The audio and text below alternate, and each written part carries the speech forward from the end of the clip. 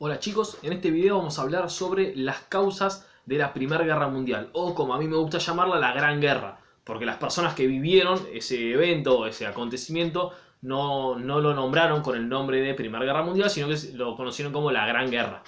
Entonces, antes que nada, para dejar bien en claro algunas cuestiones, siempre, absolutamente siempre, no solamente para la Gran Guerra, sino que para cualquier guerra y para casi cualquier acontecimiento de la vida, hay que saber diferenciar lo que fue el evento o la cuestión que disparó la guerra, lo que se conoce con el nombre de casus belli, de lo que son los elementos subyacentes previos. Para que se entienda mejor, vamos con una metáfora para que sea más fácil de entender.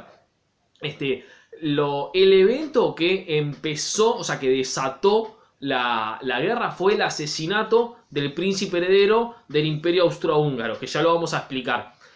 Ese asesinato fue lo que generó como si fuera la chispa, que desató el incendio. Entonces, esa chispa desató el incendio. Eso es lo que se conoce como el nombre de casus belli. La causa de la guerra fue ese chispazo, ese evento preciso. Pero, piensa en lo siguiente. Para que se desate un incendio, además de la chispa, vos tenés que tener combustible antes. ¿Se entiende? O sea, tiene que haber madera, tiene que haber papel o tiene que haber algún elemento inflamable para que se pueda producir ese incendio. Porque si se produce una chispa en un lugar donde no hay nada que se pueda prender fuego, esa chispa no genera nada. ¿Se entiende? Entonces, analizar el asesinato solo del príncipe heredero no explica por qué se desató la Gran Guerra, sino que hay que entender las dos cosas. ¿Cuál fue la casus belli y qué fue la cuestión que previamente, o las cuestiones, no la cuestión, sino las cuestiones que generaron este combustible que hizo que se genere, que se desate esta guerra?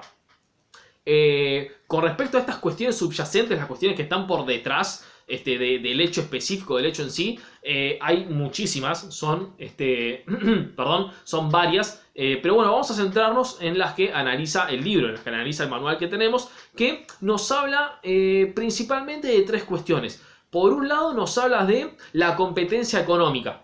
La competencia económica, ¿se acuerdan que habíamos visto que en la primera revolución industrial el país que había picado un punto había sido Inglaterra, que había logrado dominar, conquistar todos los mares, tener colonias en todos lados del mundo, tenía las mejores industrias, y que para la segunda revolución industrial, ya para 1870, Inglaterra estaba empezando a ceder un poquito de terreno, sobre todo en la cuestión relacionada con las fábricas, y uno de los países que estaba empezando a aumentar ese terreno, a elevar ese terreno, era Alemania. Con respecto a las cuestiones industriales, Alemania empezó a tener, capaz que en algunas cosas hasta tenía mejores fábricas que Inglaterra en ese momento. Recuerden que Inglaterra se había volcado al sector de las finanzas. Inglaterra era el que dominaba el comercio y los préstamos para todo el mundo. Pero las mejores fábricas de algunas cosas las tenía Alemania. Ya sean productos o en cuestiones de energía, como podría ser para extracción de petróleo o para cuestiones relacionadas con la electricidad. Se había picado un punto en esas cuestiones. Entonces, había empezado una competencia económica. Que todos los países de Europa, y principalmente Alemania y Gran Bretaña, competían entre sí para fabricar los mejores productos y para que el resto del mundo les compre a ellos. El famoso comprar donde dice Made in, el país de origen de cada uno. Por ejemplo, los argentinos queremos fabricar cosas nosotros y que el resto del mundo compre artículos que digan Made in Argentina, hecho en Argentina. Bueno, los alemanes y los ingleses en esta etapa, y siempre era lo mismo. Los alemanes buscaban que el resto del mundo le compre las cosas a ellos, Made in Germany, y no sé cómo se dirá hecho en Alemania, en alemán, y los ingleses buscaban que el resto del mundo compre las cosas que digan Made in England. Entonces, de esta manera, mejoraba su economía, mejoraba su industria y mejoraba su situación económica para su país. Este conflicto, esta lucha económica para ver quién colocaba sus mejores mercancías en todos lados del mundo, había llevado a la crisis de 1873, que ya la habíamos estudiado, y después de eso, recuerden que se había dado cierto proteccionismo, donde cada país protegía lo suyo, y se había empezado a mejorar la cuestión económica en lo que se llamó, o bueno, los historiadores llamamos la Belle Époque, la Bella Época, en donde se empezó a ver cierta cuestión de prosperidad, crecía la economía, los trabajadores cada vez empezaban a tener menos cantidad de horas de trabajo, aumentar un poquito más su salario, entonces empezaron de a poquito tener mejores condiciones de vida, se podían dar ciertas cuestiones de lujos muy mínimas que antes no se le podían dar, la economía crecía, prosperaba, hasta que llegó un momento que empezó a estar limitada y de nuevo las ganancias se empezaron a reducir y todos empezaron a competir para ver quién tenía mayor cantidad de ganancias. Entonces es fundamental entender que una de estas cuestiones que subyacía dentro de a las cuestiones previas del desarrollo de esta chispa de la Gran Guerra era esta competencia económica que había principalmente entre Inglaterra y Alemania. Cuestión fundamental, también fundamental, la cuestión de la expansión imperialista. La expansión imperialista. Nosotros ya estudiamos la cuestión de la conferencia de Berlín en 1885 y este reparto de África como si fuera un pedazo de torta, a ver quién le queda a cada uno. ¿Se acuerdan que yo les dije que Alemania es esa persona que llegó tarde a la fiesta, por así decirlo? Ya llegó cuando lo mejor había pasado, por así decirlo.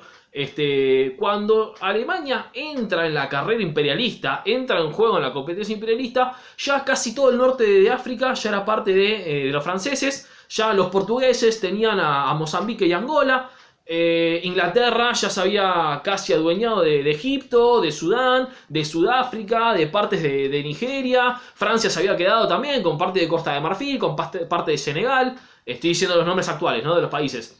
Y quedaban muy poquitas partes de África que todavía no tenían un imperio que las domine. Entonces, bueno, Alemania, cuando hace la conferencia de Berlín, se reparte en todas las posiciones y a Alemania le quedan una cantidad muy chiquititas de esas posiciones, de dónde sacar materias primas y hacia dónde colocar sus productos. Lo mismo con otros lados del mundo, por ejemplo, algunas islas en el Pacífico Sur o cerca del Pacífico Norte, que después van a ser que también Alemania toma posesión de esas islas chiquititas, pero eran islas muy chiquititas, no tenía una gran cantidad de colonias, una gran cantidad de lugares, repito, donde tener estas materias primas y colocar estos productos. Entonces, esta segunda cuestión que subyacía, en el fondo, piénsenlo sino también como otra metáfora que a mí me gusta muchísimo más, es la metáfora, bueno, que utiliza Brodel para explicar la historia en general, que es como si fuera piénsenlo como si fuera un mar, piénsenlo como si fuera un océano. Lo que nosotros vemos en un mar o en el océano es la ola que rompe la parte de arriba de la superficie, pero arriba de esa ola, abajo de esa ola, vos tenés toda la superficie marítima, todo el lecho marítimo, o sea, el lecho y toda el agua, ¿no? Entonces, lo que explica la corriente, lo que explica la ola, no es que lo que nosotros vemos con nuestros ojos, sino que son todas esas estructuras que están abajo. Sin todo eso que está abajo en el fondo del océano, no se comprende lo que sucede en la superficie, no se comprenden los acontecimientos políticos de la superficie sin tener una comprensión total de las estructuras sociales, económicas y geográficas, va a decir Brodel. Pero bueno, eso es para otra cuestión. Entonces, yendo al Casus Belli, o sea, antes de llegar al Casus Belli, que sería esa chispa que desata el incendio o la ola que rompe en la superficie, para entender esta estructura que subyace, lo primero que había que entender, dijimos que era esta competencia económica, principalmente entre Alemania y Gran Bretaña. Segundo, esta competencia imperialista para ver quién tenía más colonias. En este bando, en esta competencia imperialista, de nuevo, por un lado dijimos tenemos a Alemania, que había llegado tarde a este reparto, y por el otro lado teníamos no solamente Inglaterra, sino a Francia, que Francia también tenía un montón de colonias, tenía un montón de territorios, es más, y hasta le costaba bastante defenderlos, porque tenía demasiados, tenía bastantes, y no tenía suficientes recursos como para poder controlarlos a todos. Entonces, dentro de esta cuestión los tenemos en un mismo bando, por así decirlo, a los ingleses y a los franceses. Estaban los dos dentro de un mismo bando porque los dos querían que las cosas se mantengan igual. Que no haya nuevos repartos de colonias, que nadie tenga más ni nadie tenga menos, porque tenían mucho más para salir perdiendo que para salir ganando. Entonces ellos dos, como tenían muchas colonias, querían que se mantengan las cosas igual. Caso contrario, tenemos a Alemania y también lo vamos a tener a Italia. Igualmente, con Italia va a pasar algo complejo dentro de la Primera Guerra Mundial. Esto se explica mejor para lo que sucede en la Segunda Guerra Mundial, pero para ya ir anticipándonos, por así decirnos. Tenemos a Alemania y a Italia que se habían quedado medio rezagados en esto, no tenían muchas colonias y querían más colonias. Recuerden que por eso estudiamos el proceso de unificación italiana y alemana, que se unificaron muy tarde, o sea, muy tarde en comparación con Gran Bretaña y con Francia. Se crearon un estado, justamente un estado-nación, muy tarde, y por eso no pudieron salir más temprano en la búsqueda de estas cuestiones. Y ahora, a principios del siglo XX, querían tener más colonias, querían recuperar ese tiempo perdido, entre comillas. Bien, y vamos con el último de los sectores. El último sector es, o la última de las cuestiones que nos dice el libro, que es el fervor nacionalista.